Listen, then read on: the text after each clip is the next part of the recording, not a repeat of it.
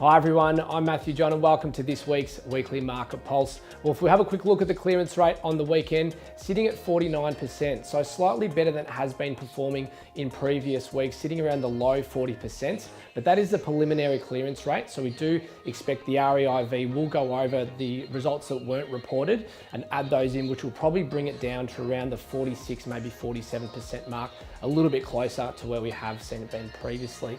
And if we look at the amount of auctions we did have, it was around 950 that were scheduled to go to auction the weekend just gone. This time last year, we were sitting around 1,450 auctions. So as we've said in previous weeks, huge difference between the stock levels that we're seeing go to auction this year and what we did see last year in 2017.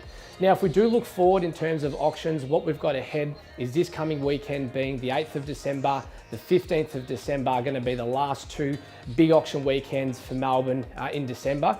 There will actually be a number of properties that do go to auction on the 22nd of December. So cutting it very close to Christmas time, and even a few in that period between the 15th and the 22nd that will go for some twilight auctions on the Wednesday and Thursday night.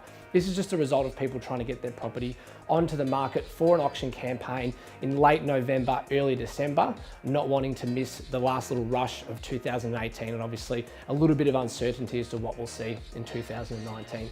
And what do we see at the open for inspections on the weekends? And what are we seeing with the properties on the market at the moment?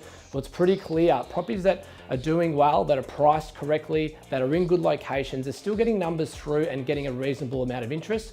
Properties that maybe aren't priced correctly or aren't marketed well enough are really struggling in terms of the numbers of people that are coming through. We are coming up to the holiday period now, so there will be a few new faces out there, and it is a big time over the New Year's period for people actually looking online and searching for properties. But in terms of buyers in the market, after a couple of big auction weekends, we're seeing a few buyers obviously purchase and now are no longer around. So the numbers are starting to drop down a little bit. And there are, as we said previously, a lot of people that are waiting for January and February next year to see what comes on the market to determine what they're going to do from there.